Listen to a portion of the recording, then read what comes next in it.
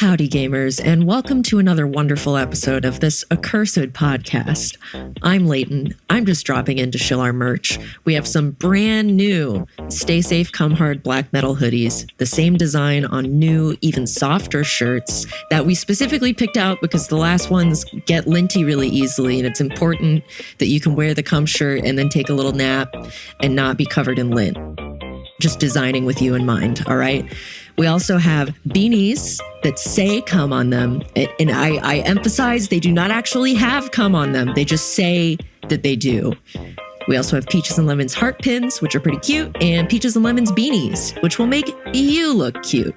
And I may be biased since I designed everything, but this merch will make people look at you and say, wow, you look amazing. What does your shirt say? And then, well, you're on your own. Also, there's a video version of this episode along with all of our video episodes and weekly mini-sodes at patreon.com/Leighton Night, which is also a great way to support the show so we can keep doing the show and get out of our court-mandated anger management sessions. Thank you. But I have to stop talking now because the episode is really, it's coming so fast right now. It is sprinting this way and oh my God, it's coming right at you. Get out of the way. Here's the episode.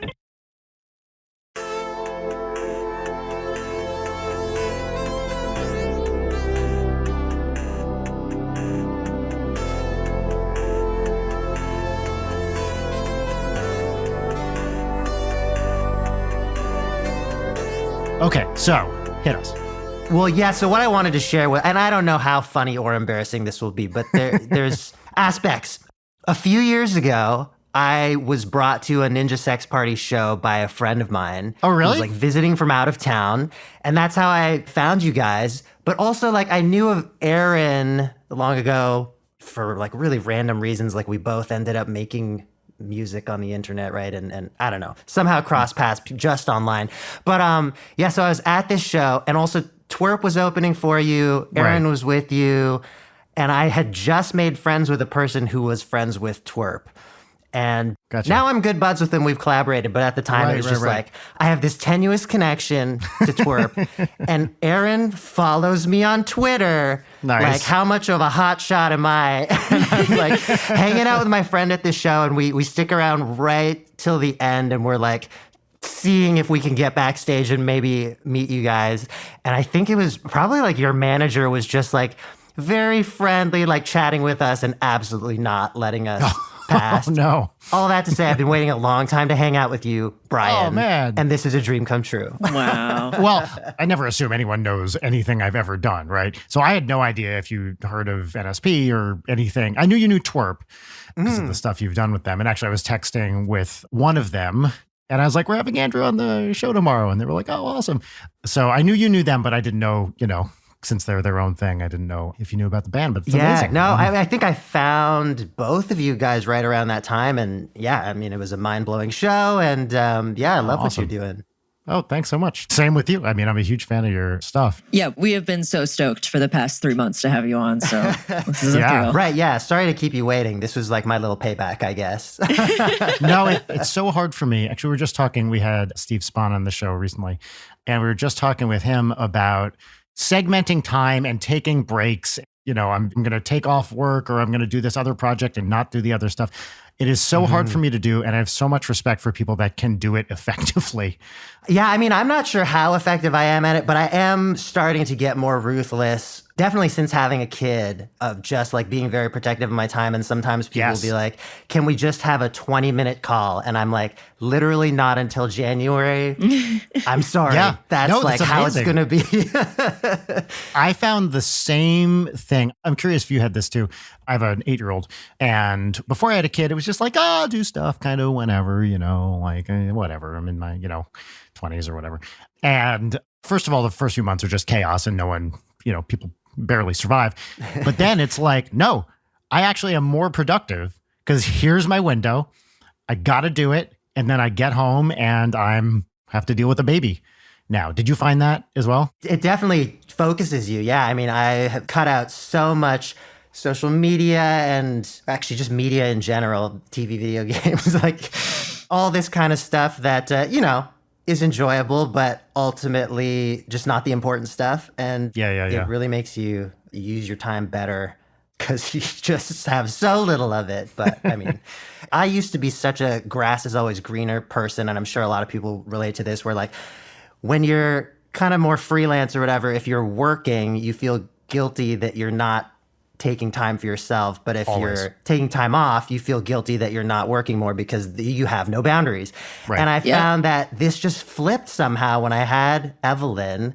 And it was like, oh no matter what I'm doing right now, it's great. It's like, I'm doing work, that's awesome. Someone else is dealing with the baby. Or like, I'm with my child who I love more than anything in the world. And this is also wonderful. So that's been a unanticipated, wonderful benefit. Yeah. How old is Evelyn now? Just about 20 months in like a week. Oh my gosh. Yeah. So you are in it. Yeah, she's learning tons of words right now, which is really fun. Like she just got to like 3 to 4 word sentences, quote unquote. Yeah, it was really cool. I mean, the amount that she can understand and communicate for being that young is shocking to me. It's my first kid. I don't know anything about how brains develop. It's amazing. When I look back now on videos of Audrey when she was about that age, I realize I'm hearing words that I wasn't hearing at the time, like these proto, linguistic blobs that are there. And when you're in it, you're like, what's going on? There's a lot of things going on. But I find with some remove from these, like, basically not baby, but toddler videos, I'm like, whoa, she just said umbrella. What the fuck? I didn't even realize it at the time. So I was living in England when Audrey was born. And somehow this came across my radar where there was at one of the local universities, they were doing a speech study for babies, like a language acquisition study. Cool. And so I brought her, I think it was at King's, but I can't remember.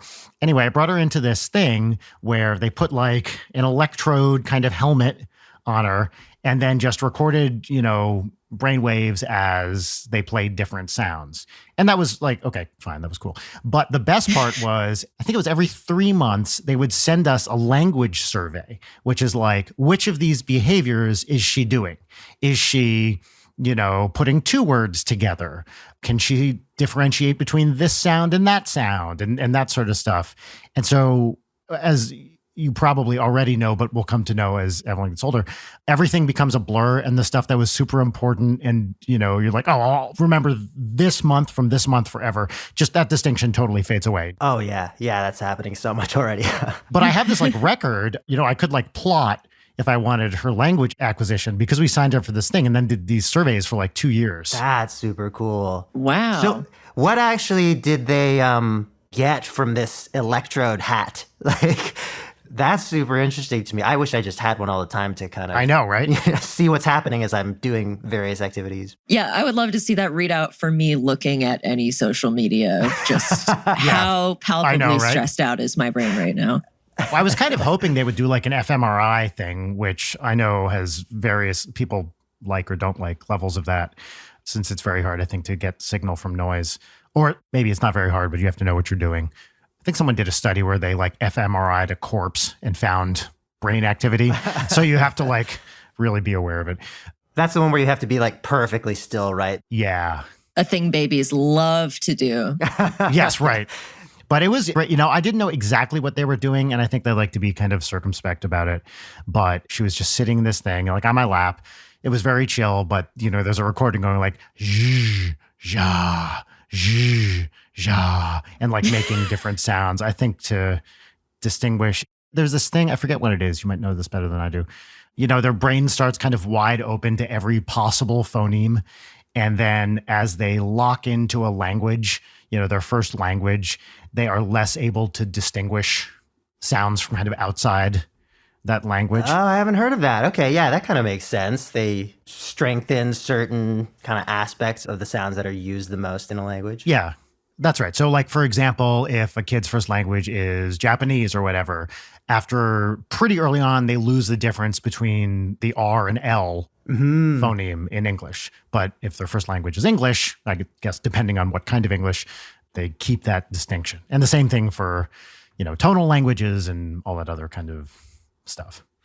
Yeah, that's so interesting. I grew up with Mandarin as my first language, and then you did? Wow. Was so fluent at 3 years old and pretty much had forgotten it all by like 6 because went to school in super white Ottawa. But it's a very different language, obviously, from English, and so it's funny thinking about how differently that does develop. My dad is such a proponent of counting in Chinese because I guess like every digit is one syllable and there's no weird like, why do we do 12 and then 13? Like it's a completely different system for two numbers that are right next to each other. Anyway, he thinks it's like it's better for your brain to understand math, like all this kind of stuff. And yeah, I kind of wonder if there's any truth to that.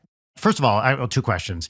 I was lecturing in China for 3 weeks once, and the students that were very excited, they said counting in Chinese is better than English for that reason. And they said Chinese can count to 10 on one hand. Oh, I haven't heard of that one. So it's just like a different finger count. It's like 1, 2, 3, 4, 5, and then 6, 7. It's like a different order. Interesting. I totally forget what they were talking about. You'd think I would have looked this up somewhere in the intervening like 10 years or something, but I haven't. And I was just curious offhand if you knew what that was. Yeah, I actually haven't heard of that one. But it seems like that should be just a system that anybody could use. It seems like if it, they right? Have the hands. Yeah, because then you can get to, in principle, 40, I guess. I just Googled it and it seems like the switch from 5 to 6 is like that. That's 6. How interesting. The thumb out. Thumb and pinky. Like hang loose. Oh. Yeah. Yeah. And then it goes to 7, then 8, 9, 10. Everybody listening knows what we're... Yeah. Well, my other question was going to be, do you have perfect pitch? I don't, but I have really good relative pitch. Yeah. Give me the first note and I'll be pretty good for the rest of the quiz or whatever. Yeah. But what about you? I definitely do not have perfect pitch. Relative is solid. I had to do enough like ear training and stuff in school that I can figure it out. You're both very smart music people. Can you explain what perfect pitch and relative pitch are to a pleb? Sure. Do you want to take this one? Yeah. Perfect pitch is much rarer, and it's just when someone can identify the note being played like anytime out of context, wherever they could hear a car horn or a phone ringing and be like, that's an F sharp. Yep. And then relative pitch is sort of like, if you know what one note is, you're able to extrapolate what any others are because like the relationships between them, but you couldn't just like out of the blue, if you heard something, identify it. Yeah. I'm curious if you do this. If I hear relative notes, I can figure out what they are by the tension of where they sit in the scale. Do you do this? Like, so I'll hear a note and I'll be like, I know that's the 4th because it feels like it wants to resolve to the 3rd. It's like kind of feeling where the note wants to go. I feel a bit like that with chords. The more complex ones too, if there's like 5 notes happening at once, they wash over you, but you're like, I've felt that before and I'm pretty sure it's this. With individual pitches, I think because I just had so much classical training with this, I almost learned it the way you learn like what colors are, you know, like seeing blue. It's almost as fast as me as like hearing 2 notes at the same time and being able to tell how far apart they are, which is a really fun ability to have. Oh, totally. I mean, the thing that's really amazing too is how learned a lot of it can be. I certainly didn't start out with good relative pitch, I think. And then just after doing it for so many years and ear training and theory and all that stuff, it's like, oh, I can't believe I got better at this thing, which a lot of people would just be like, well, you got it or you don't. But that's just not true. It would be difficult to measure. I mean, maybe over time you could like plot how long it takes you to correctly identify something or whatever. But like, yeah, it's one of those things you don't always think of as a skill, but that, absolutely can be developed like anything else. There are a bunch of like pitch training apps that I've tried in the past that really just did a number on my self-esteem, and I did not stick with them long enough to improve. Yeah.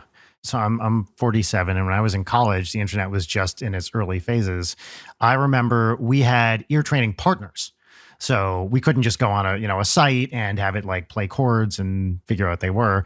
Our theory professors would be like, okay, find a partner and then go do ear training. Would that be like you are just picking random intervals for each other? And depending on what we were working on. So either it was, identify the chord and the inversion or transcribe a melody, I'm sure you did the same thing. As you go up, you're transcribing more and more complicated things. Right, yeah. It started out with just intervals and that sort of thing. I've always found that stuff really fun. Yes, same. I actually went to a music camp 1 or 2 years, like a music summer camp, and we would nice. just do that all day, and I was living my best life. So nerdy. For some reason, though, I was always worse at the rhythm ones. Like, you get these exercises where someone would clap like 2 bars of a rhythm, right. And I, for some reason, would always be a little bit off on those. I don't know, what that says about where my musical skills lie, but yeah, that was always more challenging. I kind of feel the same thing. Sometimes it's like, okay, was that a 16th note or a triplet? Well, always feel with rhythm, like I have a gut instinct and it's slightly wrong most of the time, But. Yeah, maybe there's some more nuances there. Or, you catch the big accents and then everything else is just kind of like, yeah, there was something there. Yeah. You know what? Here. We're going to introduce the show right now. My goodness. I know. It's so early. This is everybody Late Night with Brian Wecht. My name is Brian Wecht. Over here, across from me, we have Leighton Gray. Wow. That is what my name is. Mystery guest. Would you care to introduce yourself? Hi. My name is Andrew Huang, and I make a lot of stuff. It's all generally pretty musical stuff, but I'm making music. I'm making videos about music. I've just recently started making tools that other people can use to make their own music, like an app and some hardware. And I have an online course as well, all about how to make music, which I guess falls somewhere between a tool and a video and music itself. That's me. Awesome. Yeah. Thank you again for being here. Yeah. Thanks so much for having me. Yeah. And you're sitting in probably the coolest set I love the vibe. or backdrop for anybody we've had on the show. Oh, thanks. Yeah. Not to dunk on our other guests. My studio has been a long time in the works, but I mean, I have this music gear passion. And, once I started reviewing gear on YouTube and those videos got big, all of a sudden everyone wanted to send me cool music gear. So I was like, bring it on. But it's funny, I kind of get like 2 very opposite reactions. And one is like, what a cool studio. And the other is like, everything is white. Are you a serial killer? Everybody falls in one of those 2 camps. It's about a unified aesthetic. Yeah, yes, I'm like, right. It's an art gallery, please. Yeah, and your jacket matches. Also, where is that jacket from? Because that looks so cozy. You know what? This is funny because this is another thing where I get that kind of polar response, but you haven't even seen, it's a very long jacket. It goes down like, oh my God. For the listeners, actually, the last person who complimented me on this sweater said it's like someone put a normal hoodie in Photoshop and just like dragged the bottom of it down. Because it's like a pretty regular old white hoodie, except it just goes down a little past my knee, and it's this is my dream. Very cozy. I bought it in a store in LA in Abbot Kinney. And I think they closed during the pandemic, but they're still online. It's like one of those. Okay. I'll find out for you, though, and send you a link later or something. Yeah. I mean, you're looking pretty cozy, too, right now. Oh, yeah. I got my mycology enthusiast sweater. What? Wait. It's very pixelated for me, and I just can tell that same. It's a great sweater, even though I have no idea what's on it. Are there mushrooms on? Oh, yeah. That's Yeah, mushrooms. it's a bunch of mushrooms. There they are. Whoa. So how into mushrooms are you? I think that they are aesthetically cool. I didn't buy this as like a, I love shrooms, man. Yeah. I gotta recommend a book that I read a while ago, and now the title is escaping me, but the author's name is Cosmo Sheldrake. Or wait, is it Merlin Sheldrake? There are these 2 Sheldrake brothers. Either way. One is a sick musician, one is a great mycologist and author. Both have amazingly cool names. But yeah, there's this book that he wrote about mushrooms and like mushroom networks and how basically the entire environment depends upon mushrooms and their communication and like, it's mind-blowing and will totally change your perspective on. What's the name of the book? Entangled Life, I want to say. Entangled Life. Yes. Also, it's kind of a thing in the newish Star Trek Discovery. They travel along the mycelial network. Oh, yeah. It's like the new version of subspace or whatever. There's a whole like fungal undercurrent to travel in Star Trek Discovery. Meaning like there's some kind of invisible mushrooms in space that allow for travel. You know what? Yes, that's 100% accurate. Yes. Nice. Which is Wow. a bold choice and very Star Trekky. But yeah, they travel in this kind of a mushroom dimension a little bit. I love that. As a big horror person, I love the level of integration that fungi have gotten into the horror genre, like a variety of like zombie things that involve like cordyceps funguses, like The Last of Us. There's a really great book by Jenny. I don't know how to say her last name, but the book's called Paradise Rot. It's like a really gay mushroom cosmic horror thing, and it's awesome.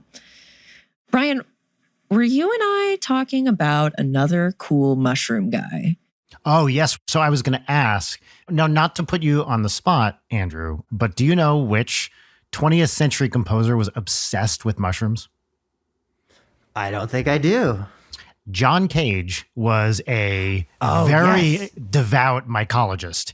And there's some interviews with him where he's like, actually, I really just want to talk about mushrooms this whole time. God, I wish I could remember this quote. There was something where he like would enter mushroom contests and he was just like obsessed with mushrooms his whole life. That's so cool. Yeah, I do recall now just hearing a bit about that. I did read one really great book about John Cage. But yeah, I mean, it doesn't really come to the forefront much because everyone just wants to talk about like 433 and what was the piece that he did on TV where he used like the water and the water walk, I guess. I think that sounds right. And then all the aleatoric stuff and everything. Yeah. Maybe he didn't innovate very much in the mushroom world. I think it's hard when they're doing a pretty good job kind of by themselves. Yeah. What's your take on John Cage? Into it, not into it?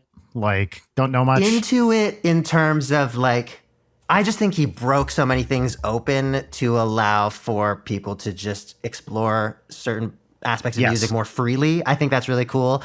Some of the like chance-based pieces, you don't really know what you're going to get. And he had this wonderful attitude of like being so accepting about it all. Whereas I think I'm a pretty open listener, but there are for sure times where I'll hear a version of a performance of one of his pieces and just be like, this doesn't sound good. Same. At the same time, like some of them are amazing. Like if you've got an orchestra and they're like drawing a sequence of cards or whatever, and they have to, at different moments, play these completely different things and none of it is pre-planned, but you end up with these gestures that happen and sometimes they're incredible and you're like, what is going on?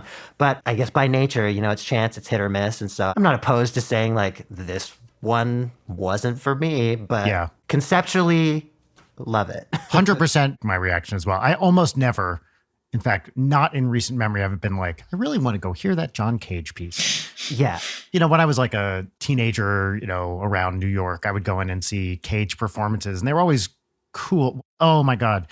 What is the name of the woman? Margaret Ling Tan, maybe? I'm sure I'm getting that name wrong. There was one person in particular who was like a big Cage performer, and I got to see her do a bunch of stuff, you know, 25 or whatever it is, years ago. And that was always cool because audience watching at a John Cage event is fucking awesome because it's a bunch of music weirdos, which is just the best. And also, like you said, you never quite know what you're going to get. So everyone's like, wait, what's happening next? I think I actually went to see the opera version of 4 minutes and 33 seconds. Oh, that sounds interesting. where 100 people stood on a stage in silence for, 4.5 minutes in Central Park. I'm imagining if there was like a fully, operatic vocal version of some of those aleatoric pieces, that could be really interesting. Yeah, totally. Just with how emotive and also, relatable it is to be using your voice in such weird ways. Right. This whole topic reminds me of this poet that I discovered, Christian Boak, I want to say is his name. There was someone who came into a school lecture that I was in, and they did a performance of one of this poet's pieces. Mm-hmm. It was not chance-based at all. It was fully written out, a very long sound poem. And so this guy very expressively and angrily is just like spitting syllables out. It really just sounded like gibberish. Oh, that's so great, yeah. But it was completely pre-written. And it was interesting hearing him talk about it after, because he would rehearse these. He would feel really bad if he messed up one syllable. Like, he was very dedicated to this kind of performance. And it was almost like the flip side of a John Cage type thing, of being so dedicated to something where no one in the audience will be able to tell the difference. Right. Yeah. I love that. So my first question is always notation with that stuff, right? It's like, with something like that, how do you notate exactly what you want that poem to be and sound like? Yeah. Because even just the letters, people have different accents. It's true. And I think when I saw it written out, it was just like any other poem. You know, it was just like letters on a page. I don't think there was any kind of dynamic direction or any kind of like musical notation. Yeah, that would be, I guess the way to ensure would be to write it out in IPA and just say, here are the sounds. You know, these are pan-linguistic. You can write it in, you know, phonetically. But if you're just going to write it in kind of Latin characters, you kind of get what you get, I guess. Yeah. And I'd be interested to know how the, you know, original author felt about various performances. Yeah. Yeah. It's one thing when you've written something that maybe is like characterful or a narrative and seeing how somebody interprets that. But when it's something that feels like such a primal and guttural expression of emotion, like how much of that expression of emotion, how much of it is just like the rhythmic sound or a mixture of two. Right. That's really cool. Yeah. With the stuff you write, Andrew, do you ever have to write out sheet music or scores or anything? If I'm working with a classical musician, that's like kind of the only moment where I still will use traditional notation. Just happens to be the fastest way to communicate certain things. But I feel like, you know, the occasional like chord chart can be handy. Same. But so much of the time, I feel like now you're just in the studio with someone and you're just talking, and there are all these little shorthands, or you just invent something in the moment that communicates an idea, and that's great. And actually, the best moments are when it almost feels telepathic, and I'm sure you've had these kinds of experiences, right? Where you're both working on a thing and you just know the next thing that needs to happen, and you both arrive there together. That's the coolest thing. Absolutely. Yeah, that is the best. The notation, it reflects it, but it kind of takes away from it. It's also the world's biggest pain in the ass to do that stuff well. Not only to do it accurately, but then to make it look good. Like, I'm sure you've like wrestled with enough notation software that it's like, how is it 2022 and this is still a fucking issue? Yeah, it's not easy to do no matter how you do it. Yeah. And I think that's why, you know, if you can find the right musicians to work with, there's always a better way. Like, even if someone's good enough and you can just hum something to them and like work through it with them playing it a few times, that's just going to be so much better than like writing it out on a paper and marking all these crescendos and all this kind of stuff, and communicating it orally is so much better. I find this a lot. Twerp is a good example. We work with them because I like the way they do things. And so I would much rather send them a skeleton of something and be like, here's the melody and the chords and the general vibe. You know, I'm not a bass player. Like, Commander Meouch, make this rad because you're going to play it better than I could. And if I tried to notate what I'm thinking, it would be bad, like compared to what you can come up with. That's totally the thing too. And I wonder actually now, I have never thought about this before, but for a lot of classically trained musicians, improvisation and even composition are not really part of their worlds. You know, they've just learned to play 200-year-old pieces, and that's kind of like the epitome of the thing. And that's unfortunate because I think there's a lot more to music, but also, you know, maybe that is what has set up this dichotomy or whatever of the way we deal with one type of musician versus another. Like, if there was a person who was phenomenal on any of these traditional instruments and could do the very off the cuff, by ear sort of stuff, we wouldn't be thinking about notation at all. But we just often do run into that situation where it's like, well, this is the only way that I really can communicate these ideas effectively to you, the player. That's right. I don't work with classical musicians too much. And when we do, obviously, there's like a self-selection thing going on there too, where we're picking the people that will work with the kind of stuff we want to work with. But I've noticed with a few classical musicians, if you ask them to start improvising, they're like, they can do it, but many of them don't feel very comfortable. Although I think that's less true in the new music scene, where a lot of pieces written now involve potentially a big improvisatory element. Yeah, that's true. But yeah, I mean, I was primarily classically trained from the beginning of my musical journey, and it was tremendously valuable. But then at the same time, as I kind of opened up to a lot of other approaches, I think it all just compounded to be something much more. Yeah, totally. In school, did you study production stuff or are you pretty much all self-taught? There was one class that was I don't even remember what it was called. It was like some kind of computer music sort of thing. Yeah, I did the same thing. Yeah, I'm 38 now, so I was going to school like just when these types of things were starting to appear, programs for production. But yeah, mostly self-taught on the side of writing, recording, producing, and then as far as like playing instruments, I have basically formal piano training and music theory with the Royal Conservatory. Is that like sanctioned by the Queen or something, or did they just call themselves royal to be fancy? I always wonder about, it seems like in any Commonwealth country, you can slap royal on pretty much any, it's like Webster's for dictionaries, where it's like, okay, we're going to throw this on and make it sound legit. I've always wondered this, where you think the monarch, whoever it is at the time, is maybe too busy to approve all these different things. Yeah. One thing I do know about things being named royal is I once did a commission for the Royal Winnipeg Ballet. Oh, cool. And I learned that they got to be royal after they were visited by the Queen decades ago. And I don't know if it was like an official thing where she bestowed it on them or if it was just like, well, anything the Queen touches now is royal. Yeah. It's like, technically we are now royal. We're just going to run with it. We already got it printed on the business card, so. If I had that power, I would use it indiscriminately to declare everything I ran into royal. You go to the grocery store, that mango is royal. This is my royal couch. This guy over here, that's Royal Dave now. Is that a banjo in the background, Andrew? It is. I'm not great on banjo, but I love banjo. It's so cool. There's no other instrument that has that kind of like setup with the resonator and the weirdly one string being super high and shorter than the rest of them. Like, it's actually bizarre, but yeah, it's super cool. I mean, I got into country music through some friends a while ago when they showed me some of the older, deeper cuts that I generally think are better than a lot of new country. But also, Sufjan Stevens was probably the big inspiration for me to like do some banjoing myself because he just found a wonderful new like soft way to use it that I felt like, I don't know if he was the first person to do it, but to use it in his fragile indie folk songs was just like I'm sure for many people a turning point. Yeah. God, yeah. I love some Sufjan. Yeah. Yeah. What always surprised me about banjos is how fucking loud they are. Like, they're so loud. I get why, people were playing this without any amplification for however many 100 years or whatever. What I've been wanting to get is a banjolele, which is like the ukulele-sized banjo. Not sure if it's tuned like a banjo or like a uke, but my brother had one for a bit in a band he was in.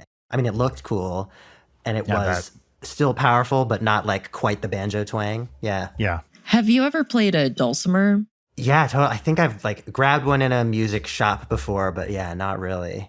When I was younger, did this like yearly summer camp in Brasstown, North Carolina, which is a town that's like literally a possum-themed gas station, a yarn shop, and a food store called Vital Vittles. Oh, yes. You've talked about this on the show. Yes. Yeah. But at Clay's Corner, the gas station themed after possums, they would do Friday nights, like a bunch of old men would come in with their banjos and their dulcimers and just go to fucking town on them. Nice. And it was the coolest thing when you're in the middle of nowhere. And it's a bunch of old men who have been playing the banjo for like 50 years. That rules. Yeah. Hearing someone shred on the banjo is incredible. Yeah. I just found a TikTok where it's just arpeggi videos and the person shreds on arpeggi in a way that I was like, oh my, I didn't know anyone could play this instrument so well. I've never laid hands on one, and it really fascinates me because it seems like people are barely touching it and like articulating these notes so beautifully. I'm like, what is the action on these strings? How do you interact with this so smooth? It seems like it's an app or something. It does. It's like, are you just using a giant wooden iPad? That's exactly what it looks like. Layden, do you know what this instrument is? No. How do I spell that? It's a harp, EJJI, I think. I did play one recently because I was in Carlsbad, which is like a couple hours south of LA. And that's where NAMM headquarters is. So it turns out the big NAMM convention is kind of whatever, not the coolest place in the world. But the NAMM headquarters has a museum that anyone can go to. It's called the Museum of Making Music. And it turns out it's literally some exhibits, but mostly just a bunch of instruments laying around that anyone can pick up and play. Oh, that's the best. It's the best. And so they had a harp guitar going on, which I'd never even heard of before. A bunch of wild string instruments and a harpeggi, an instrument I had never heard of up until like 3 months ago. And I was like, what the fuck is this thing? And, I played it. My daughter played a little bit. And then I was looking into it. I just saw a video yesterday of someone playing Spain by Chick Corea on this thing and like absolutely demolishing it. It's a two-handed thing and they're sliding around on it. It was fucking insane. Yeah. Well, so what did it feel like to play? For people who don't know, it's strings stretched over kind of like a little fretboard, but there's black and white key looking symbols on it. And so it felt like finger tapping on a guitar pretty much, except you could hit it and mute it or bonk and let it resonate. But because of the way it's set up, I mean, you're right in front of the thing. It's not to the side like a guitar. It's a lot easier to slide along the strings. So you can do all these kind of like glissando type things. I didn't quite grok how it was laid out. It's not linear like a piano or quite, it has how many, it's like 20 strings or something, maybe more. Yeah. I didn't quite spend the time with it to like really get it, but I was like, what a cool instrument. And then literally yesterday I discovered this harpeggi TikTok account, which is the only time the For You page has ever recommended anything to me where I was like, oh shit, nice. My exact interests. Yes, that's right. A weird instrument and someone playing it really well. Amazing. I need to get one. That's a video, honestly. And great for a like almost 2-year-old too, to mess around on. I bet, yeah. Sometimes I forget that now if I buy a weird instrument, it pays for itself and I really should just get the cool thing. Okay, I mean, they're in the like $3,000 to $4,000 range, it looks like. Whew. Not cheap. Aside from this harpeggi, are there other like really out there instruments that you want to try but haven't been able to try or get access to? I saw a liquid-filled guitar body. Oh, shit. Perfectly normal guitar, except it's entirely filled with like blue, I don't know, it looks like antifreeze. And apparently it's very heavy. It's completely impractical. It's like the waterbed of guitars, right? Yeah. And it probably was popular in the 80s. I would love to try any of the like weird composers who built their own shit, like Harry Partch or Lou Harrison. So Partch, P-A-R-T-C-H. He built these like weird blobby things and was obsessed with a 43 note scale, like dividing the octave into 43 things. And so really into microtonalities and stuff. And they look real Cronenbergian. There's like these weird organic shapes. I'd love to try playing some of those. And then Lou Harrison was an American, I think, composer who was obsessed with gamelan music and built them out of actual trash. Actually, I saw, it was like his 90th birthday or something like that at the 92nd Street Y in New York. Maybe it was his 80th birthday at the 92nd Street Y, whatever. But they brought a bunch of his instruments and like played some of his pieces. And they're, these really cool gamelan kind of inspired things. So those are the ones I like, the weird thing some person built in their basement. That's what I'd like to mess around with the most. But the more accessible answer is like a contrabass saxophone. Where it's just, something that's an octave deeper than a bari, and you have to like kind of deep throat the mouthpiece in order to play it. Do you guys know Moon Hooch? No. That sounds familiar. They are a really cool band out of New York, and it's like a drummer and 2 horn players, I think is the usual setup, although they seem to kind of like add people in. They've done all these weird things with their instruments, but one of their super basic mods is just shoving a huge traffic cone into the bell of their saxophone, which gives them an extra, I can't remember, several semitones. Yeah. And it just like extends the range. Yeah, we did a collab together a while ago. It was really fun having them over because they just don't care about messing around with their instruments. We poured water into this guy's ancient clarinet. It exactly like what you'd think. It's just gurgling. Like, what did we expect? Drowning clarinet. I'm looking at the thumbnail for the NPR Music Tiny Desk concert they did, and it's tied to the neck of the sax with caution tape, which is the coolest thing I've ever seen. So I was going to ask Andrew, with some of the new, like, more engineering-y, codey things that you're doing, how much of that is you like engineering it, and how much of that is you in a collaboration working with other people? Like, are you soldering shit and that sort of stuff? I pronounce it soldering. I'm so sorry. Of course. That's all right. It's the Canadian pronunciation. Yeah. Yeah. I've done a bit of soldering in my time, just like a handful of little DIY projects, and I'm not like the best at it. I mean, nothing that I've made it fall apart. It still works. Yeah. And it's really fun, and it's a nice relaxing activity, which I have no more time for as a parent. But yes. Actually, it drops tomorrow, and whenever people hear this podcast, it will be out. I've dropped a synthesizer module. It's called Ghost, and it's sort of like this multi-effect thing. Ooh. And that is a collaboration with an established modular synth brand called Endorphins. And I have a couple more things like that in the works, as well as a plugin in the works with Baby Audio, which is great. They make some of the best sounding stuff, in my opinion. So I'm really excited I got to work with them. But yeah, just starting to collab on these kinds of things where, like, I feel like I have some interesting ideas for music tools, and I'm not going to be the best person to fully bring them to life, but there's a lot of great people I'm in touch with that are helping make that happen, and it's very fun. Have you put out like producer kits on Splice and stuff like that? I do have I think 2 sample packs on Splice, and I do more of them just on my own because it's just easier and quicker, but it's nice to be on the platforms as well.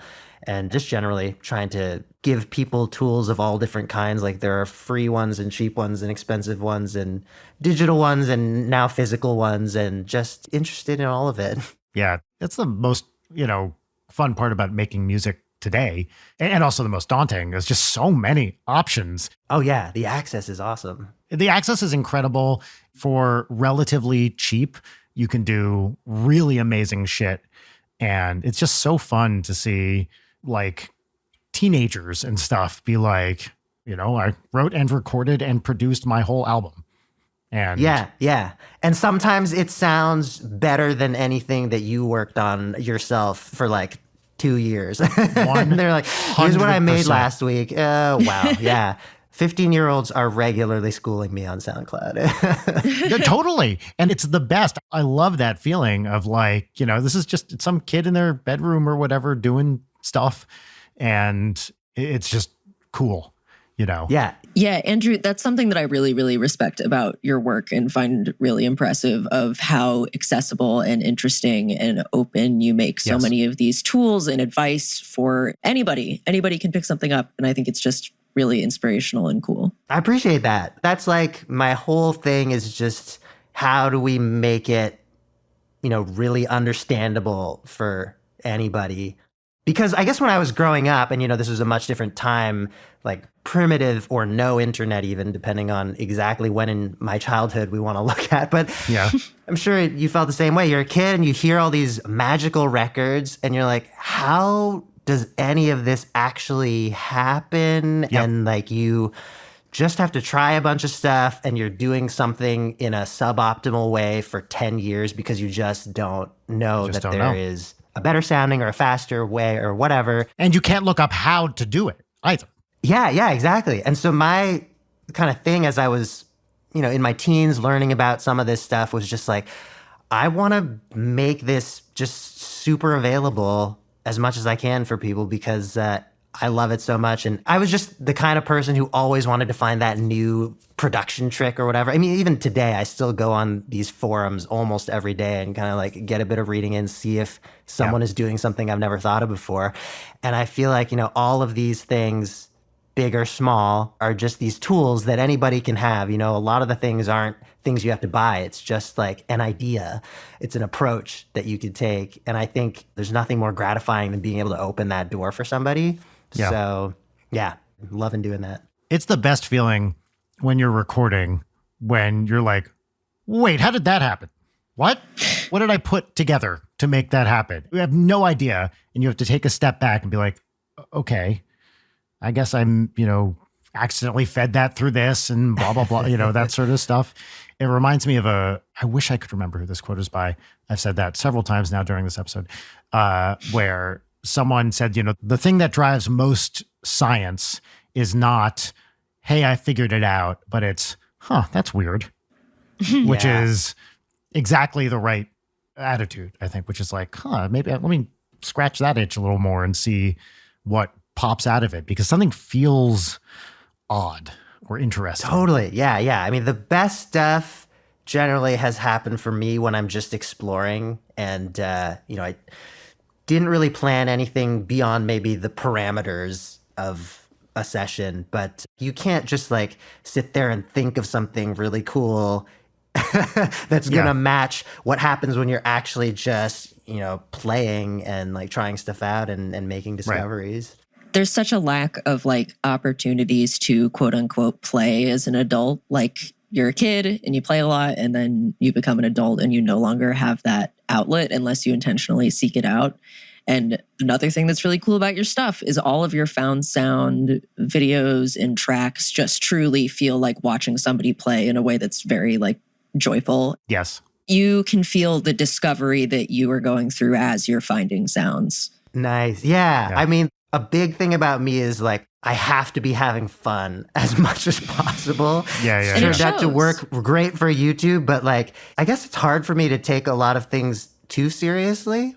And yeah, I mean, like, I just try to do what I think is right for me and be objective, I guess, about what I feel about the type of work that I'm doing, which is kind of an abstract way of saying like, the music industry has a lot of preconceived notions about like how you should release something or what music should sound like or all these kinds of things. And I feel like at some point I just kind of only engaged with what really felt right for me, and then ended up also exploring all these weird things like making music out of light bulbs, and that was just like really neat to me.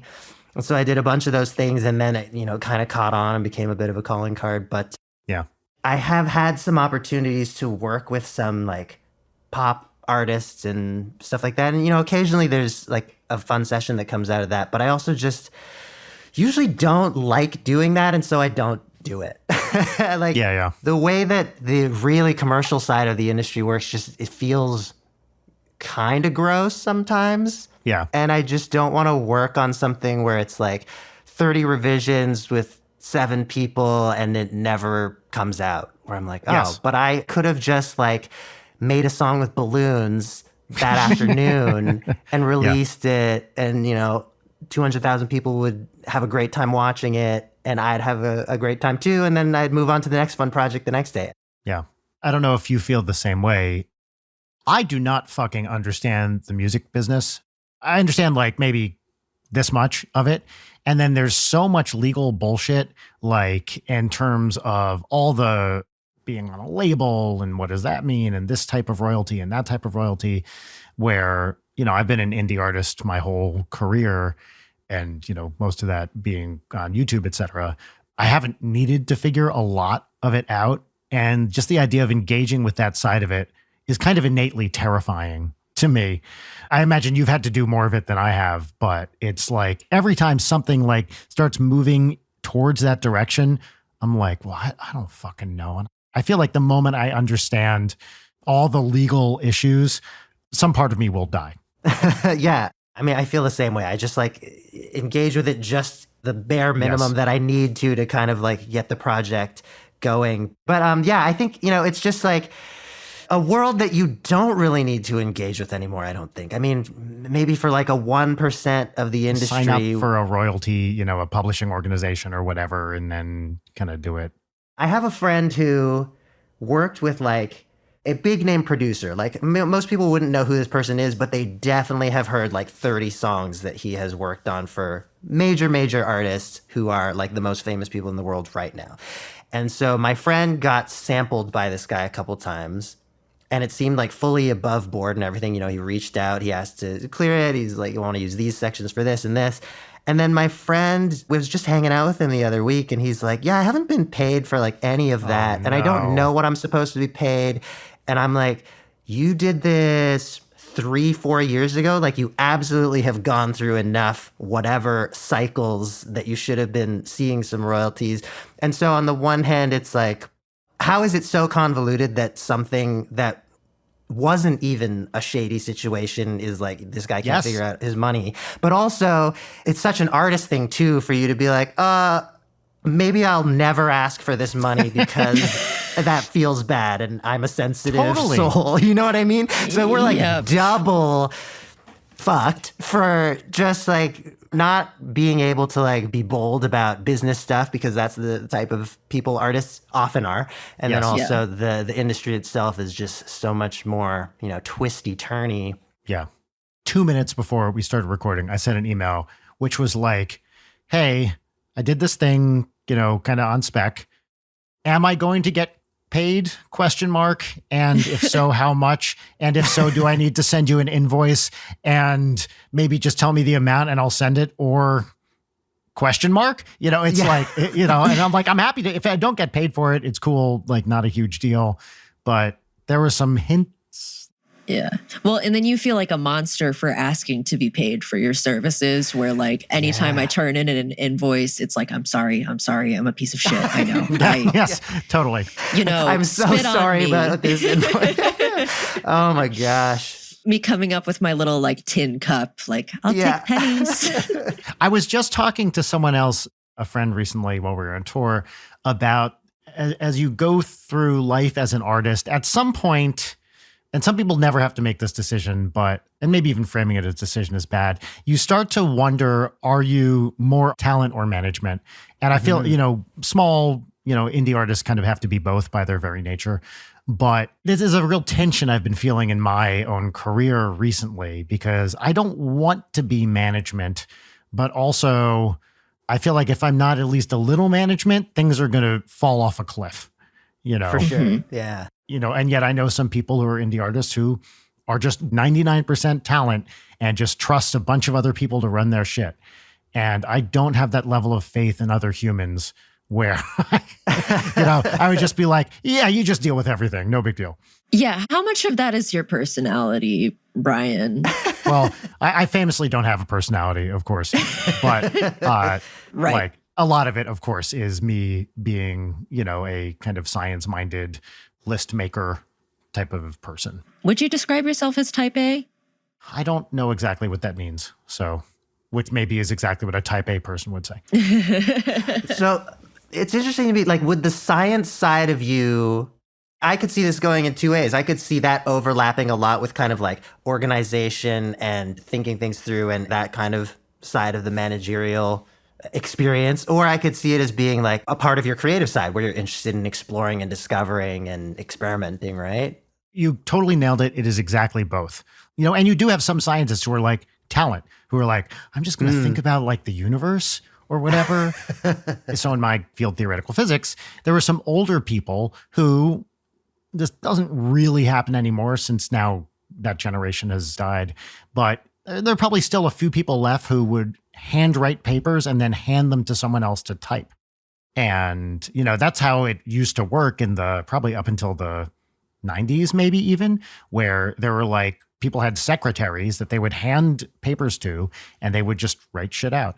Some people are definitely that like kind of spacey talent sort of vibe, but I always needed to be writing papers, which involves a lot of project management. And as I got older, I was the head scientist on these papers. So it's like, okay, here's what we have to do. You're doing that. I'm doing that. We're all going to check each other's work. Let's have the draft ready by this, blah, blah, blah, you know, that sort of thing. So absolutely, you know, with like, hey, let's make an album. Okay, well, we need to schedule time to write and then do all the blah, blah, blah, blah, you know, all the steps towards releasing it. How are we putting it out? You know, what are the videos, blah, blah, blah. But just like as a scientist, as you said, there's a lot of time you need just to like throw ideas against a wall and see what sticks and trust that probably 99% of them are going to be stuff that you never look at again or just don't like or file away for a while. So I think it's exactly the dichotomy that you say, and yet, you know, you kind of need to do both. Yeah. I'm realizing I'm lucky in some ways because, well, number one, my wife is a super like strategy minded, organized, like kind of a business genius. And when my stuff started going well enough, she was like, well, you get to work from home. How about I quit my job and do all the things you don't want to do / are bad at? Mm-hmm. So she's been helping me out for the past, how long has it been now? Like 8 years maybe, which has been great for both of us. But also, I think that I am probably like more business-minded than the average musician out there. And I say this having talked with and worked with so many musicians and just seeing like how chaotic it can get. Oh, yeah. We all need to find the balance that's right for us. And maybe I'm working with all the people who are just like super, super 100% talent. And that's great. I would just say, if this helps anybody that's listening, like there's sort of an attitude of like, if you're an artist, you shouldn't care about the business. Like you should be 100% focused on your art and give it your all and everything. And I feel like that's a little bit of a myth. I agree. In that, like, if I'm interested in business, that will help my art. And it's a part of me too. I'm not a 100%, art being or something like that. And also, business can be an interest just like fashion can be, or just like politics can be, or just like anime can be. And plenty of my musician friends are into fashion or politics or anime and make time for that. So I'm accepting of the part of myself that is a little bit more businessy. And I'm like, yeah, that doesn't make me less of an artist. It's also 100% one of the things I also do. Yeah, it seems like it makes you even more effective as an artist. And also, I mean, we haven't even touched in this episode, like how you put so much effort into the video and visual and editing part, especially with some of these found sound things, in a way that is super impressive. Like, how long have you been doing video production compared to how long have you been doing music? Video is definitely a whole additional interest of mine. And at some point when I don't know, as a teenager, I guess we got like a camcorder as a family. Like a VHS type. Oh, yeah, totally. Yeah, it was big and chunky. Yep. And I just make these little weird skit videos with my friends and had a lot of fun with that. And then didn't touch video at all again for years and years. But when YouTube came around, it sort of reignited that interest because it removed a lot of the barriers that I'd normally associate. Everything about making it was a headache, let alone like, where is it going to be shown? But with the advent of website where anybody can just put stuff up there and anybody else can see it, like it seems so basic, but I remember learning about that and I was like, this is a revolution. Totally. Yeah, so I just started making videos again and having fun with it. And with music, I'm very trained, and with video, I'm absolutely just like, what did I read on the internet? And I'll try the different settings on my camera, I guess.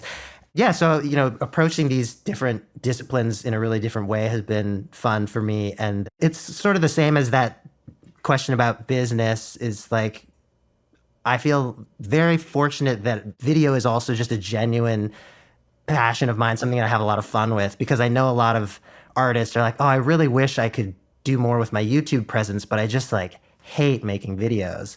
And I'm over here like, oh, I have a great time when I make videos. So I love it. A big advantage. I remember, and I was probably in my early 30s when this happened, when I first found out about color correction. And I was whoa, what?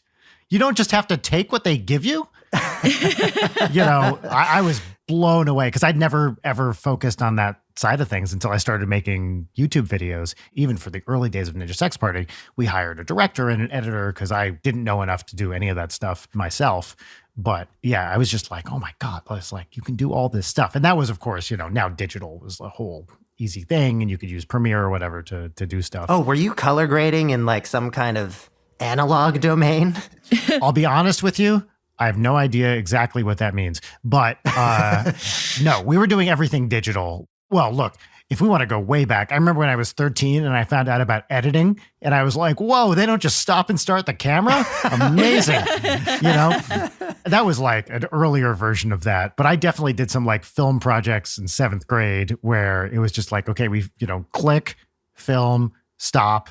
All right. Click, film, stop, everything in order, no actual editing. You could see people wandering on and off the quote unquote set. I guess that was an early analog version of I had to like figure turn the dial on the camera, kind of like you're saying. sort of stuff. I don't even know what the process is, but I just imagine that when people were dealing with film, like, is there some kind of chemical process to, bring the colors out a bit more or something like that? Right? Some crazy intricate process. Well, I guess that's why you see color by Technicolor, right? Even all these movies, it's like color by company. And if you look at these, like, I don't know, like Spartacus style things from the 60s, there's this very bright kind of vivid feel of those movies, which then, depending on, what you're watching and when you're watching it, by the time you get to the mid 70s, things start to feel a lot grayer and stuff. So I wonder if that's because they were using a different technology or different company, different way of doing things. Obviously, the design is a whole element of that too. It's something I'm fascinated by and know literally nothing about. All right, let's move on to our first segment. This is our pop culture recommendation segment. You get to talk about a book, a movie, a video game, anything like that. This segment is called What's Poppin', and it does have a theme song, which we insert in post, so you will not hear it here, although perhaps you have heard it in the past. But we're going to put it in right here, right now. What's poppin'? What's Poppin'? That was the What's Poppin' theme song, and this segment is the What's Poppin' segment. Flawless introduction, as ever. I do have a recommendation that I am excited about. Yeah, do it. Because Hit it. It is the very last book that I finished. It's called Ducks by Kate Beaton. Oh, she's the best. Oh, Bonus, she's Canadian, but also, yeah, she does Yep. the Hark Vagrant comic. Yep. And it just came out, I think, a month ago. I did the whole, like, pre-order it and it shows up in your mailbox on release day thing. And yeah, just a beautifully told memoir of a segment of her life that she spent working in the Alberta oil sands. It's funny and it's also like heartbreaking, and she wrestles through a variety of big issues, and it's just fantastic. Yeah. Yeah, I love her work. I've been purposefully avoiding like too many details about it. Love what she does, and I'm excited to read that one too. Yeah. Yeah. There's such like a deep human quality to everything that she does. It resonates a lot with me. Yeah, same. when she started making comics after she had a baby, just like her grasp on both comedy and also just like that deeply human. She's the best. She would be like a dream guest for this show. I'd love to talk to her, yeah. Layden, what's poppin'? What is poppin' for me is Trixie Mattel's YouTube channel. Ah, nice. Yeah, I keep close tabs on certain Christian fundamentalist influencers because I find this new generation of very fundamentalist influencers very disturbing, and the tactics they use and the groups that they target, I just find awful. But Trixie has done multiple videos in response to Girl Defined. Girl Defined is a deep hole. It's two Christian sisters who, if anybody's seen the How to Do Makeup in a God-Honoring Way video, that's them. But Trixie made a response to that video, and they recently put out a video about drag queens, which is about as whack as you'd expect. And Trixie watched it and gave commentary and made a lot of like amazing points and super dunked on them, and it was great. And then that turned into me watching like everything on Trixie's channel. She's so funny and beautiful and funny. Yes. Kills me. I haven't heard of her before. I definitely need to check her out. Yeah, I love how much she loves makeup, and it's such a joy to watch her do her makeup and talk about the process. And also just like she knows drugstore makeup, and I love that. Like that it's so accessible, and she'll go through like, here's what's shit, here's what's really good, and drugstore makeup, the best. Love it. And there's like a what's in my bag video where she pulls out her Nintendo Switch and mentions that she is playing this game called Dream Daddy. Is that really? Yes. Oh, wow. I know. That's the kind of thing that just like blows my mind. So if you don't know, Andrew, that's the game that Layton co-wrote. Yeah. Oh, sick. What? So surreal. Yeah. She was on an episode of Las Culturistas last year or so. Las Culturistas, one of my all-time favorite podcasts, Matt Rogers and Bowen Yang, and was just awesome and hilarious and wonderful, as pretty much all of their guests are. But yeah, so funny. Such a funny person. Oh, yeah. You got to get her on the show, too. Oh, I'd love to. Are you kidding? I would really Incredible. love that. I would be so intimidated, but yes, that Yes. would be a dream. Yeah. So yeah, that's what's popping for me. Brian, what's popping? What's popped for me is also a book. Normally, Leighton, you're the true crime person here, but I have read a true crime book recently. So while we were on tour, our first date was in Columbus, Ohio. And whenever I have some time in the city, find a cool bookstore. In Columbus, I found this place called the Book Loft at German Village. It's in an old house and has 30 odd rooms of books. And it was just a really cool, like, where does this staircase go kind of vibe. And I walked into a room, and right there in front of me was a book called Chaos: Charles Manson, the CIA, and the Secret History of the 60s. And it's from a couple years ago. I think it's 2019, by a journalist named Tom O'Neill. And I don't really know anything about the Manson stuff. Like, it's never really appealed to me. Kind of upsetting to read about, of course. Oh, what? You don't love murder? Yeah. I recognize it happens, but typically, I don't gravitate towards it. But, I've always been curious, like, what is the deal with this? And this seemed like an interesting take. I did a quick bit of due diligence to make sure this person was not a total crackpot and this wasn't some weird conspiracy theory book. It turns out the person is not a total crackpot. It is a weird conspiracy theory book, and it's fucking awesome. And as he says many times in the book, it's like a 400-something page volume, 20 years of effort. His task was not to tell you what happened, but that the official story didn't. That's the kind of motto of the book. And, as someone going into this with very little knowledge about what exactly happened, I didn't even know what the official story was. So I kind of learned that, and then what his perspective on it was, just as a historical document of that time and kind of the souring of, summer of love type hippie culture. Very, very interesting. Also talks a lot about FBI, CIA, and the kind of anti-left wing subversive programs that they were doing, which I also didn't know much about. So just as a history book, it's interesting. But then as this guy's journey through, hey, a magazine asked me to write a piece on Manson. Well, now it's 20 years later, and, he's deep in debt because this case has totally taken over his life. That is an element of the storytelling as well. Wow. Oh, that's fascinating. That's been sitting in my Kindle library for a really long time. Do they mention the Beach Boys connection with Manson in the book? Extensively. Oh, yes. So they talk Okay. a lot about the Beach Boys, about Dennis Wilson, who was they would hang out a lot. A lot of it takes place in LA, where I live now. And so there's a lot of like, oh, okay, there's like this stuff going on in LA. But one of his contentions is that Manson was a lot more a part of like the musician and kind of celebrity scene in LA. He would hang out with like Warren Beatty and famously Roman Polanski, who the less said about Roman Polanski, the better, but like was part of that scene as well. So one of his contentions is that, for all these people who are like, oh, I barely knew the guy. It's like, no, you hung out with him like all the time. Wow. That's wild. Apparently Manson co-wrote a B-side on a Beach Boys thing and then wasn't credited or something. I heard that too. Yeah. Yeah. I'm a big Beach Boys fan, so I kind of have just that angle into that Yes. situation. I mean, also like the, more distant like Beatles connection with the Helter Skelter graffiti and like. Right. So the Helter Skelter, that's a big, big point of this guy's book, is that, Helter Skelter, which was like the main prosecuting attorney's book that he wrote about it. Vincent Bugliosi. Yes, exactly. That he said, Manson was trying to start a race war and implicate the Black Panthers and all that stuff. He thinks that's complete bullshit. And, basically says that this was kind of invented somewhat out of whole cloth. This guy toes right up to the line of like, whoa, like, what are you thinking in terms of conspiracy theory type stuff? But there are definitely hints that like, did bad actors come in and rearrange the crime scene to make it look like that sort of stuff? Whoa. It's very interesting. It seems pretty well researched.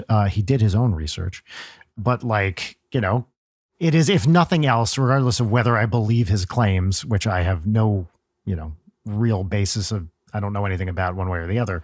It's a cool history of the 60s, even if, once he starts talking about MK Ultra, it gets a little bit out into space. Interesting. How much did you know about like COINTELPRO and Nothing. MK Ultra stuff? Okay. Nothing. I am very interested to read this because I've done really extensive reading on the CIA and what they were doing at that time. They seem cool. There's Good bunch very of guys little I just doing would put cool past stuff. them, Well, 100%. And that, so COINTELPRO was the FBI's anti-left wing thing. Chaos was the CIA's version of this. And then that's not even saying the MK Ultra, which was like the LSD type experiments I think CIA was doing. Yeah. Turns out J. Edgar Hoover didn't like the left wing very much and did a lot of really bad shit, as many other people did. It's wild. Like, it's the kind of thing you could just talk about all day because every page has like a what the fuck is going on with that kind of moment. Yeah. Brian, if you liked that, you should read, I think I popped it a couple of years ago on here, but Poisoner in Chief, which is like a biography of Sidney Gottlieb, who was like the quote unquote like chief poisoner. Yeah, he's talked about in the book a lot. Nuts. That's the hardest part. And this is partly why I shy away from true crime. Wow.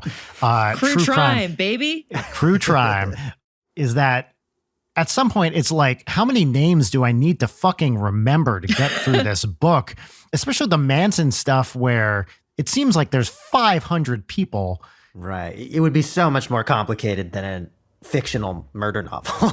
Yeah. It's so much messier. Here's Tex Watson and here's Squeaky Fromm. And Linda Kasabian and Susan Atkins. Like all these, Squeaky Fromm, by the way, it's not even mentioned in this book. Have you read John Waters' Role Models? Because there's a chapter, and I don't think it's Squeaky Fromm, but he is friends with one of the Manson girls and does this really great chapter of like, how long are we willing to punish this person for this? And I thought that was a very interesting perspective. If you said the name, I would remember it. I don't think it's Linda Kasabian, but it might be. I don't know. I can't keep the 30 members of the Manson family straight. Yeah. But I remember he has publicly stood up. Yeah, like you said. Yeah. Okay. Great. All right. Well, that's what's poppin'. Now it's time for our final segment, which will probably be a lot shorter, which is 3 parts gratitude exercise and 1 part petty grousing. It's called Peaches and Lemons, and the theme song goes here. Peaches and lemons. Peaches and lemons. Great, incredible, amazing, revolutionary, iconic. That was the theme song. Woo. We'll each start with a lemon, which is the thing that is a minor bummer, annoyance, grievance, what have you.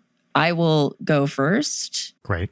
Mild, this is gross warning for people at home, but my lemon is that feeling when you know you're going to vomit and you're doing like a will they, won't they with your own stomach. And you're just like sitting on the floor of the bathroom as your mouth fills with saliva. And you're like, come on, man, we know we're going to get there. Like, can we just, can we just get this over with? It's true. It's almost worse than the act itself. Exactly. Indeed. You're like, please let me vomit already, instead of just like sitting there spitting. But that was me the other night. I straight up think it was just like a stress vomit. Oh, I don't know. I ate shrimp wontons for dinner. And so that was a fun thing to throw up. And that process stressed you out so much you vomited. Yeah, very stressful for me to eat delicious dim sum. Yeah. But yeah, the worst. And then you're exhausted. And then immediately afterwards, you're like hungry. Like, I hate vomiting more than most things. So that. Cool. Thanks, body. I hate it. Yeah. Well, congratulations on your vomiting. All right, Andrew.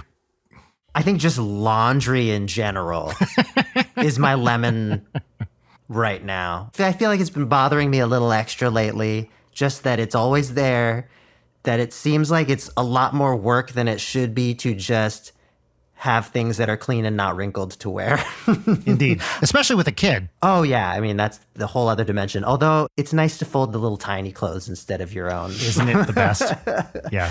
But I was actually looking into these steaming machines, like these appliance, small bookshelf size steamers, which the reviews are kind of like hit and miss with them, but like, do I want to buy the $1,000 to $2,000 steaming machine to take like 5% of the edge off of my laundry lemon?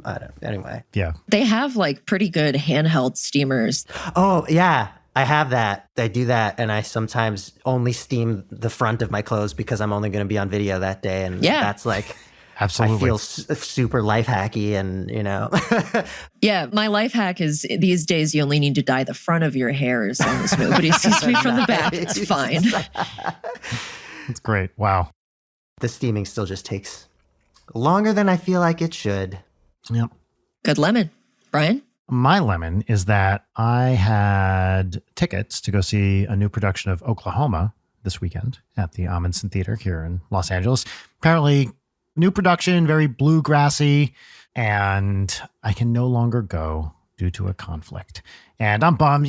Classic musical, so many great songs, classic Rodgers and Hammerstein. I'm always interested when they take these things and update them. I'm especially interested because it seems to have a kind of a divided reaction where some people love it and some people hate it. And that's what I want to see. I talked to a friend who is also into musicals, whose opinion I trust, and she was like, it was rad. So probably I would have liked it, but I can no longer go. That's my lemon. Bummer. Have you seen it before or? Not a professional production. My high school did it, classic like High School Musical like type thing now, but I've never seen a pro production of it. So I would have liked to have seen that too. It's one of the big classic ones I haven't seen. I only know the song. Yeah. I think even just peripherally, I kind of get that vibe of the love-hate. Yes, totally. A lot of those Rodgers and Hammersteins, there's so much great music from them, but they're all they're very dated, a lot of them. So, and some of them are weirdly racist a little bit. I would assume a modern production would deal with that. And, it's like any artifact of its time. There's stuff that just doesn't hold up and you got to kind of think about how to deal with it. But I think people wrestling with those questions in modern productions of this stuff is always interesting and somewhat, sometimes divisive. I'd like to see what they did. And I'm more interested in the arrangements of the music than any of the dramaturgy kind of stuff. So I'd like to hear how they rearranged all this great music. Awesome. That was lemons. We'll each do 3 peaches, which are nice little things or nice big things, whichever. I'll start. Number 1, this weekend, I guess Aaron, Susie, Vernon, and I are continuing what now I hope is a yearly tradition of going to Knott's Scary Farm. I just love it. Prior to last year, I had never gone to any sort of Halloween maze thing, especially not as an adult who really loves horror stuff. They put on a great show. I'm really excited to check out what the new maze is and do some of the ones that we did last year. It's just fun. That's probably my one big Halloween thing I'm going to do. And then nothing else other than sit here and, hand 3D print and sand and paint my Pip-Boy that I have disassembled for the stupid New Vegas costume I'm doing. That looks rad. I don't know what I'm looking at, but I do know that it's rad. This is just a Spirit Halloween Pip-Boy that I bought that's for Fallout 4. And the other night I completely took it apart. And now I need to get a caliper so I can make measurements on this. But I'm going to print a new, because I have a 3D printer, I'm going to print a new faceplate for it that's a little bit more faithful to the New Vegas style Pip-Boy. Anyway, whatever. Cool. How precise a caliper do you need? Millimeters? I am waiting on a digital caliper to get here. Oh, look at you. Wow. Yeah. But that's really exciting because then I can just go in Blender or, lychee slicer and all the things that I use and just figure out the right thing. I'm excited to try it. On a 3D printer, what's the minimal resolution you could get to if you wanted to do something crazy precise? I don't know off the top of my head, but you would be surprised because I have a resin 3D printer as opposed to a PLA one, which is where it sort of draws it with a filament. Mm-hmm. And this, it is curing in layers. So I've printed a ton of keycaps and stuff. So if you think about the size of a keycap, it's surprising. I think it'll be more than enough to do this. Anyway, I promised myself I wasn't going to talk about New Vegas this episode. So oops. Fucked up. Anyway, my second peach is that I've just been really enjoying going to the coffee shop near me really early in the morning and just getting some writing and emails in. Sorry, what's your address again? Oh yeah, it's going off of our bit from the episode that you were dead for. Oh, I know. It's called a callback. I was going to say your address, so which I don't know if you got that from the edited version, but it was all of us going back and forth and saying each other's addresses. Yes, I figured. It was great. Anyway, my last one is that it's a little bit overcast today and pretty happy about that. It rained a little yesterday, which is, I know. Do you thrive in those gray conditions? No. oh yeah. Even though it's my last name, I do not. I love it. I much prefer overcast to sunny, which is ironic considering living in LA. But when it's overcast here, it's honestly the best. You don't walk out and the sun starts just destroying your soul. Yeah, I was just going to say that usually we don't get overcast. We just go straight to rain, and rain makes my bones hurt. Don't know what that is, but I don't like rain, but I do enjoy an overcast. Yeah. Cool. Andrew, 3 peaches. My number one giant peach, which is also a very little peach, is of course my baby and all the magic that happens every day. It's the best. They're pretty fucking cute, aren't they? Oh, yeah. Like I can't even start to talk about all the cool things that she does and how great it is. Although, okay, here's one very specific gratitude within the larger baby gratitude. Yes. The other day, I wasn't here for this. I was actually, I was writing an album in a day with my buddy Rob. So, I saw that you were doing that. yeah, once a year. This is our 4th time doing it. We get together. It has to be on the 1st of October because that's the day we did the first one. Right. Anyway, we try and write and record an album in a full day. It's super fun. And right before I was about to write the final song of the day, Essa texted me and she said that Evelyn just said, "I love you, mama," for the first time. Hell yeah. Which is amazing. And it was very articulate, apparently. Now she's starting to say it more to both of us, but it comes out very like, "I love you."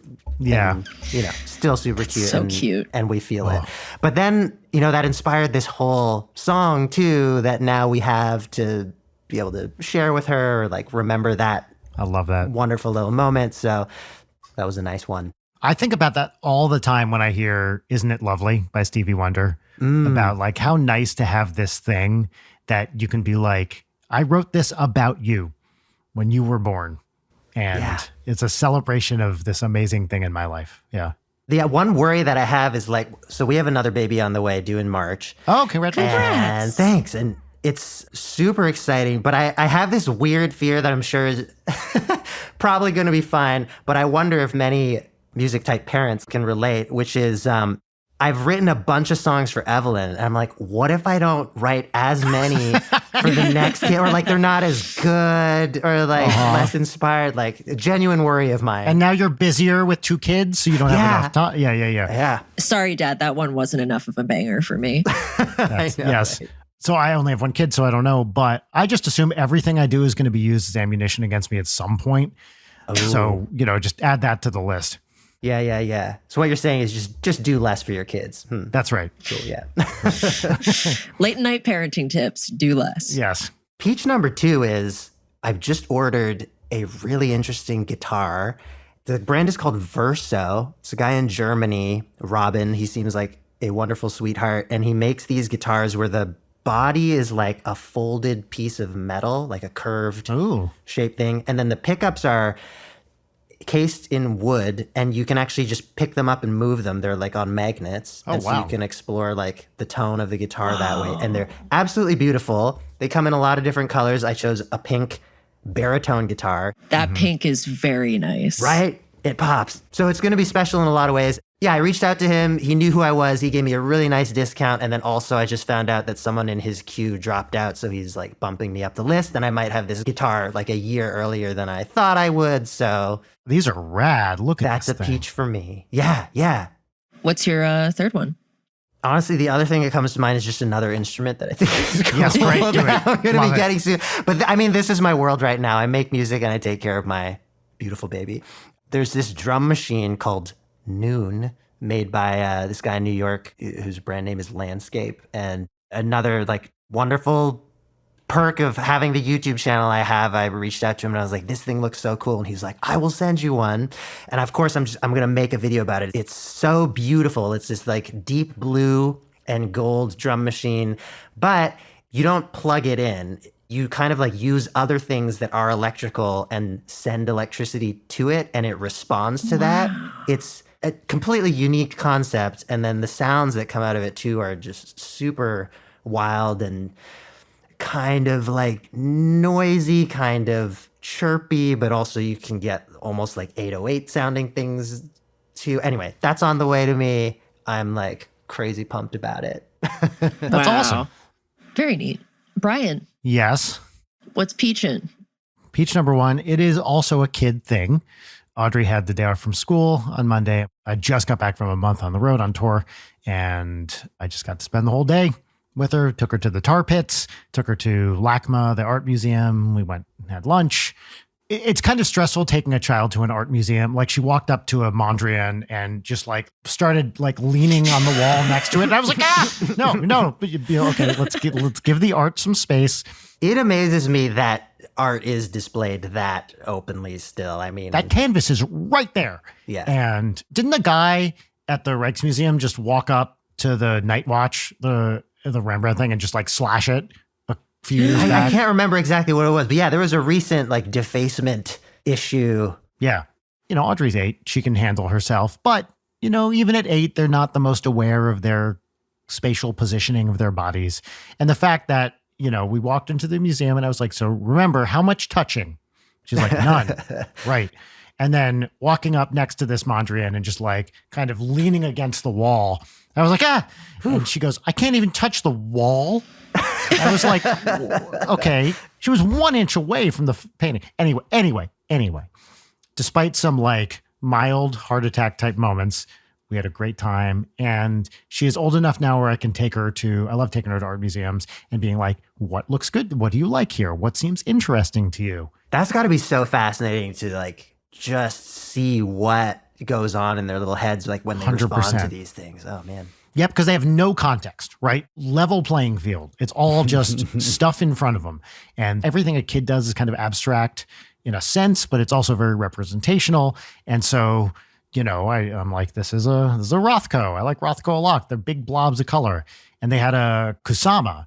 And I was like, this is the person that does the infinity rooms. And this is, one of her paintings. Like, it's really fun. All right, that's peach 1. Second peach is the process of deleting emails. Oh, I love it so much. Just to see a bunch of emails and you're just like, click, click, click, click, click, delete, done. And, it's mostly not spam, but just like shit I don't need to worry about. It's never from an actual human being that I know. I would never delete one of those emails. I would merely let it sit in my inbox until it has got unresponded to for so long that then you file it. I heard a story of, this was just one of those like viral tweets or something like that, but someone was talking about how they watched their coworker come back from vacation, press select all and delete and just be like, that's what it's going to be. And if it was important, it'll come back. Oh my God. Can you imagine having that confidence? Never. Chaos. No, never. Whew. But yeah, I love waking up in the morning to an inbox with 30 emails and one of them is good. And it's just like, that's the one I'll read. Final peach is now being home from tour. It's just the process of eating reasonably and showering, which are two things which are harder to do on the road than at home. I had a bowl of fruit this morning and then took a shower, and it was a revelation. Having a little more control over one's life than you do when you're on a tour bus with 10 people and you don't know where exactly you're going to wake up or what's going to be around you or where the shower is going to be. It's nice to have that control. And that is my final peach. Amazing. Well, that's our episode today. That Andrew, is. what a total thrill and a pleasure to have you here today. And you're so generous with your time. This was super fun. Yeah. Thanks, guys. Oh, yeah. No, so happy we got to do this. Yes. And thank you for coming to Ninja Sex Party way back when. Oh, yeah. That show was awesome. Oh, thanks. Yeah. Next time we're in town, you can get backstage next time. I'm going to make that promise Wow. right now. Yeah. Give me the password or. Yeah. Thank you for spending a couple hours with us. We are both genuine fans of what you do. And Thanks it is so much. really exciting to talk to you. Yeah. Yeah. Awesome. Back at you. If people at home want to check out your stuff, where can they find you? Yeah. Type Andrew Huang, Huang, into YouTube. That's probably the best way, but also type that into Spotify. Type that into Twitter. That's where I'm at. Love it.